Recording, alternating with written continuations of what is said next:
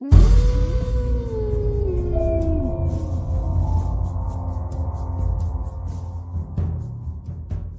कथा के लेखक हैं आदित्य नीलाद दिलीप निमकर।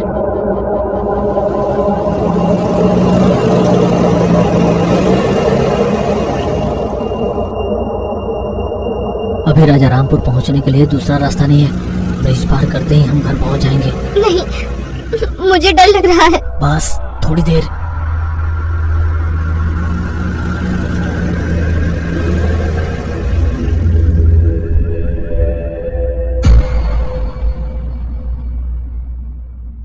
इस पुल पे आने की हिम्मत कैसे हुई तुम्हारी?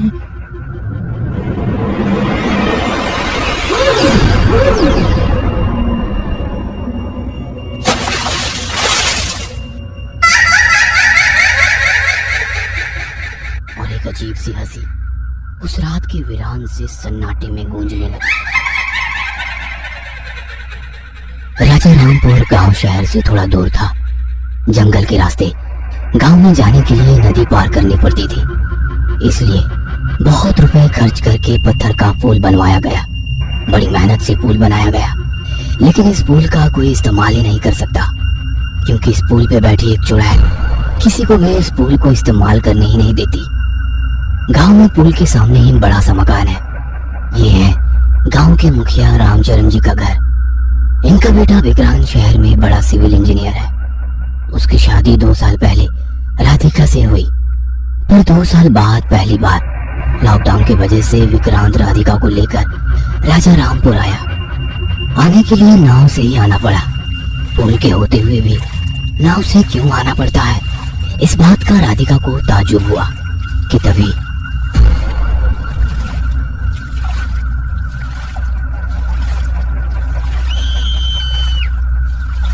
इसके बाद बोट वाले ने बताया, जरूर उन्होंने पुल से जाने की कोशिश की होगी साहब, तभी उस पुल वाली चुड़ैल ने इनको मार डाला होगा। यह सुनकर राधिका और ज्यादा डर गई। इस गांव में आते ही उसका इतना डरावना स्वागत हुआ कि अगली 2 रातें वो सो ना पाई। उसी रात में भी वही लाशें दिख रही थी।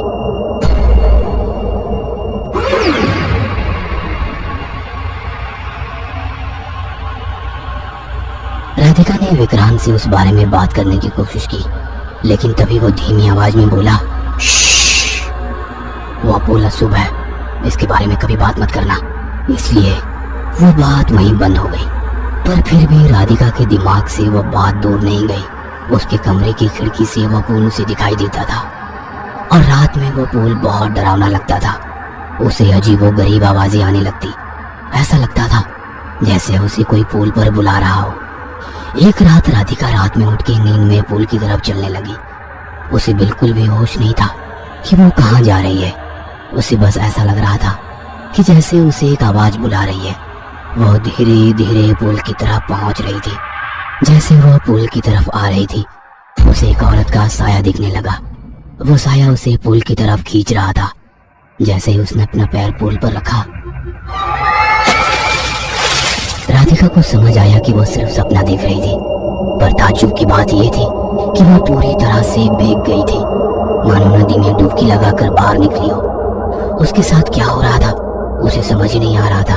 उसने देखा कि उसके पहलू में विक्रांत नहीं था। इतनी रात विक्रांत कहाँ गया, यह ढूंढने के लिए राधिका निकल पड़ी। उसने देखा घर के पीछे विक्रांत 4 लोगों से चोरी छुपे कुछ फुसफुसा रहा था। जैसे उसे पता चला राधिका आई है, उसने डरकर बातें बंद की। अरे राधिका, तुम सोई नहीं अभी तक, और इतनी भीग कैसे गई तुम? विक्रांत, तुम इस वक्त यहाँ पे किससे बातें कर रहे हो? नहीं, किसी से नहीं, चलो सोने चलते हैं। विक्रांत राधिका को वापस कमरे में लेकर गया। दोनों सो गए, लेकिन राधिका को अब सोने से भी डर लग रहा था। उसे लग रहा था कि कहीं वापस वही डरावना सपना उसे ना दिखे। सोच में डूबी राधिका खिड़की से बाहर पुल की तरफ देख रही थी। तभी उसे ऐसा लगा जैसे 3-4 लोगों के साए पुल की तरफ चुपचाप जा रहे हो। राधिका डर गई। वो विक्रांत को इस बारे में बताना चाहती थी, लेकिन विक्रांत गहरी नींद में था। राधिका ने फिर हिम्मत करके उन लोगों का पीछा करने की ठान ली। वो चुपचाप घर से बाहर निकली और पुल की तरफ जाने लगी। उसे खुदाई की आवाज सुनाई देने लगी। तभी उसे जोर जोर से हंसने की आवाज आने लगी। ये आवाज यकीनन उस चुड़ैल की थी। खुदाई की आवाज शांत हो गई और फिर 2-4 लोगों की चिल्लाने की आवाज आने लगी। नहीं नहीं, हमें माफ कर दो, बचाओ। ऐसा लग रहा था कि कोई उन पे बहुत अत्याचार कर रहा हो। राधिका अंधेरे में उन आवाजों का पीछा करते हुए पुल तक पहुंची कि तभी उस पर एक के बाद एक गोलों की बरसात हुई। उसे अंधेरे में कुछ समझ नहीं आया और जब उसने थोड़ा ध्यान देकर देखा तो पता चला वह गोले पत्थर या कुछ और नहीं बल्कि 4 मर्दों की मुंडियां थी। एक एक मुंडी का चेहरा देखकर राधिका डर से कांप उठी। ये 4 चेहरे उन्हीं लोगों के थे जिनसे थोड़ी देर पहले विक्रांत बातें कर रहा था। तभी चुड़ैल की आवाज गूंज उठी। इन चारों को पुल तोड़ने के लिए तुम्हारे पति ने भेजा था, लेकिन इनके खुद के सिर के टुकड़े टुकड़े हो गए। फिर से अगर ऐसी कोशिश की तो अंजाम बुरा हो सकता है। राधिका को यह देखकर चक्कर सी आ गई और वो गिरने ही वाली थी कि उसे किसी ने पकड़ लिया। राधिका ने जब सुबह आंखें खोली तो देखा वो अपने घर में थी। विक्रांत उसके पास ही परेशान होकर बैठा था। उसी ने रात को राधिका को गिरने से बचाया था, पर वो वहां कैसे आया? उसने वो पुल तोड़ने के लिए 4 लोगों को क्यों भेजा? ऐसे बहुत से सवाल राधिका के मन में उठ रहे थे। जब राधिका ने विक्रांत को इस बारे में पूछा तो विक्रांत कोई जवाब देने को तैयार ना था। उसने बस इतना कहा, हम अभी के अभी वापस शहर जा रहे हैं, गांव में रहना अब खतरे से खाली नहीं है। विक्रांत इतना ही बोलकर पैकिंग करने चला गया। विक्रांत और राधिका नाव में बैठकर शहर की ओर निकले। जाते वक्त राधिका उस पुल को देख ही रही थी कि तभी अचानक तूफान आ गया। नदी में इतनी बड़ी लहरें उठने लगी जैसे समंदर हो। भूकंप का एहसास होने लगा, नाव उलट पलट होने लगी। तभी उस चुड़ैल की आवाज आई, खबरदार अगर इस गांव से बाहर कदम रखने की कोशिश की, विक्रांत और उसकी पत्नी अब इस गांव में कैद रहेंगे। अगर फिर से नदी पार करने की कोशिश की तो पूरा गांव तहस नहस कर दूंगी। ये बात सुनकर विक्रांत और राधिका डर गए। किनारे पर खड़ी गांव वाले भी यह देखकर और यह सुनकर हैरान हो गए, क्योंकि अब तक पुल कोई पार नहीं कर सकता था, पर अब नाव में बैठकर भी नदी भी पार करना चुड़ैल ने मुश्किल कर दिया। तभी एक बड़ी सी लहर आई और बोट उल्टी हो गई। विक्रांत और राधिका तो जैसे खींचे हुए वापस गांव के किनारे आ पहुंचे। अब राधिका और विक्रांत को राजा रामपुर में ही रुकना पड़ा। राधिका पेट सी थी, वह जल्दी ही एक बच्चे को जन्म देने वाली थी। अब राधिका को रात भर आने वाले फूल के सपने बंद हुए। उसे रात को अच्छे से नींद आने लगी। रात को खिड़की बंद रखने के बावजूद ठंडी हवाएं आती थी। कुछ ही महीनों बाद राधिका ने एक बच्चे को जन्म दिया। गांव में घर में खुशी का माहौल था, फिर भी ऐसा लग रहा था कि कोई बुरा साया उन पर मंडरा रहा हो। वापस शहर कब जाने को मिलेगा, इसकी चिंता उन्हें अंदर से खाई जा रही थी। राधिका को किसी और की बात की टेंशन होने लगी। उसे लग रहा था कि बच्चे के आसपास कोई है। बच्चा उसे नहीं बल्कि किसी और को देखकर हंस रहा है, किसी और से खेल रहा है। कोई दिखाई नहीं दे रहा था, फिर भी बच्चा किसी अदृश्य साए के चंगुल में था। अब रात में फिर से राधिका को सपने आने लगे। वह पुल दिखने लगा, लेकिन इस बार सपने में बच्चा पुल की तरफ जाते हुए दिख रहा था। बच्चा रेंगते रेंगते पुल पर पहुंच चुका था। उसे चुड़ैल बुला रही थी। अब बच्चा चुड़ैल के बिल्कुल करीब पहुंच चुका था। चुड़ैल उसकी तरफ बढ़ रही थी। जैसे ही चुड़ैल बच्चे को पकड़ लेती, वैसे ही राधिका नींद से जाग उठी। उसने पानी की तरफ देखा तो बच्चा नहीं था।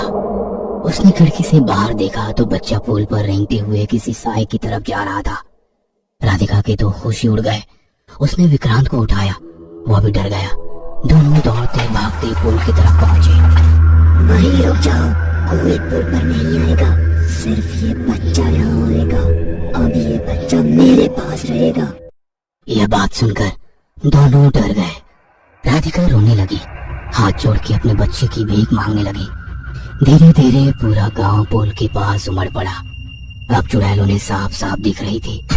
लाल साड़ी पहनी हुई, उसके उड़ने वाले बिखरे बाल, माथे पर लाल बड़ा टीका, लाल लाल आंखों में जैसे अंगार हो। और डरावनी बात यह थी कि उस चुड़ैल के हाथ में विक्रांत और राधिका का नन्हा सा बच्चा था। नहीं, मेरा बच्चा मुझे वापस कर दो। हमने तुम्हारा क्या बिगाड़ा है? क्या बिगाड़ा है ये अपने पति से पूछ कि उसने मेरा क्या बिगाड़ा है। चुड़ैल की बात सुनकर सब लोग विक्रांत की तरफ देखने लगे। वो घबरा गया और आखिर उसने वो राज खोल ही दिया। विक्रांत बताने लगा, 4 साल पहले मेरी कंपनी को राजा रामपुर का पुल बनाने का कॉन्ट्रैक्ट मिला था। बहुत सारे मजदूर लगाकर काम शुरू हुआ। पुल का काम जब पूरा होने की कगार पर था तभी एक दिन पुल गिर गया। पुल बनने से पहले गिरने से सब घबरा गए। ये बात फैलने से पहले फिर से पुल बांधने का काम शुरू हुआ पर पुल फिर से टूट गया।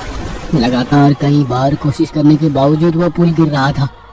खर्चा बढ़ रहा था, डेडलाइंस भी पार हो चुकी थी। 2 साल हो गए पर पुल खड़ा ही नहीं हो पाया। काम हाथ से निकल जाने का डर था। मैं बहुत परेशान था। तभी मेरे एक मुलाजिम ने कहा, साहब आप नहीं जानती, ऐसे पुल कभी नहीं बन पाएगा। तो फिर कैसे बनेगा? टेक्निकल प्रॉब्लम तो कुछ भी नहीं है, फिर भी पुल खड़ा ही नहीं हो रहा। ये टेक्निकल मुद्दा नहीं है सर, नदी अपने ऊपर ये पुल खड़ा नहीं होने देगी। अगर आपको पुल बनाना है तो पहले नदी को बलि चढ़ानी पड़ेगी। क्या बलि चढ़ानी पड़ेगी? ये क्या बात हुई? पुल बनाने के लिए अच्छी योजना, पैसा, शिक्षा, अच्छे कारीगर की जरूरत होती है। बलि चढ़ाने जैसी घटिया प्रथा की नहीं। ये सब तो पहले से ही आपके पास थे, फिर भी पुल नहीं बन पाया क्योंकि नदी अपने ऊपर ये पुल नहीं बनने दे रही। नदी को जरूरत है नर बलि की। एक बच्चे की बलि चढ़ाने के बाद देखिए पुल कुछ महीने में ही पूरा हो जाएगा, वो भी बिना किसी रुकावट के। पहले मुझे इस बात पर भरोसा नहीं था, पर फिर गांव वालों ने भी यही बात मेरे गले उतारी और मैं भी ऐसी गंदी प्रथा पर यकीन कर बैठा। पुल बांधना मेरे लिए अब सबसे बड़ी बात हो गई थी। मेरी पूछताछ करने पर मुझे पता चला कि रात को एक नन्हे बच्चे की बलि चढ़ानी पड़ेगी। ऐसा बच्चा कहाँ मिलेगा मुझे समझ नहीं आ रहा था। तभी मेरा ध्यान गया पुल बांधने वाले कारीगर पर। वो और उसकी पत्नी पुल बांधने के काम में जुटे हुए थे। उनका एक नन्हा सा बच्चा वहीं झोली में सो रहा था। मैंने कारीगर से बात की, बच्चे के बदले मुंह मांगी रकम देने का वादा किया। कारीगर की पत्नी ये बात सुनकर गुस्सा हो गई, रोने लगी। वो बिल्कुल इसके लिए राजी नहीं थी, पर उसका पति तैयार हो गया। मैंने उसे पैसे दिए और रात को उसकी पत्नी की गोद से बच्चे को खींच कर ले गए। बच्चे की आवाज सुनकर उसकी माँ जाग गई, भागकर हमारे पीछे भागती हुई आई, चिल्लाती हुई आई, पर जब तक वो पहुंची उसकी नन्ही जान की बलि चढ़ चुकी थी। उस औरत के पति ने उसे जैसे तैसे संभाला। पुल का काम शुरू हुआ, लेकिन इस बार पुल की जगह बदल दी। सच कहूँ तो पुल की जगह नदी का बहाव ज्यादा था। जहाँ कम बहाव था वहां से पुल बहाना शुरू किया। अब पुल बिना किसी रुकावट के पूरा हो गया। पुल के लिए उस बेचारे बच्चे की बलि देने की जरूरत नहीं थी, पर मैं गांव वालों के बहकावे में आकर गलती कर बैठा। उसी बच्चे की माँ रोती रही, पागल होकर पुल पर पत्थर मारती रही, कहती रही ये पुल नहीं मेरे मुन्ने की समाधि है। आखिर एक दिन पुल के काम के बीच उस औरत के सर पर पत्थर गिरकर उसकी मौत हो गई। मैंने कभी नहीं सोचा था। उस हादसे के बाद पुल का काम पूरा होते ही मैं गांव छोड़कर चला गया और उस औरत की आत्मा यहीं अपने बच्चे की समाधि की रक्षा करते हुए बैठी है। ये बात सुनकर सिर्फ राधिका ही नहीं, सारे गांव वाले सुन रह गए। हाँ, मैं वही हूँ और अब मैं तुम्हारे बच्चे की जान लूंगी। तब तुम्हें पता चलेगा कि कैसा लगता है जब किसी माँ पर अन्याय होता है तो क्या होता है। चुड़ैल की बात सुनकर राधिका दौड़कर चुड़ैल के पास गई। नहीं, ऐसा मत करना। जो गलती मेरे पति ने की वो गलती तुम मत करो। मासूम बच्चे को मत मारो। ये पुल लोगों की भलाई के लिए बनाना चाहते थे और जो गलती हुई है उसके लिए तुम मेरी जान ले लेना। मैं समझ गई हूँ तुम चुड़ैल नहीं, बस एक जख्मी माँ हो और कोई माँ किसी बच्चे की जान नहीं लेना चाहेगी। मैं वादा करती हूँ ये पुल तुम्हारे मुन्ने की समाधि के रूप में रहेगा। इस पुल का इस्तेमाल करने वालों को टोल देना होगा और वो पैसे गरीब मासूम बच्चों की भलाई के लिए इस्तेमाल होंगे। मैं वादा करती हूँ। राधिका की बात सुनकर मौसम बदल गया। चुड़ैल ने बच्चा राधिका के हाथ में दे दिया। उस दिन के बाद वो पुल आखिर लोगों के लिए शुरू हो गया। उस दिन के बाद किसी को चुड़ैल दिखाई नहीं दी, पर उस पुल को आज भी मुन्ने राजा पुल कहा जाता है।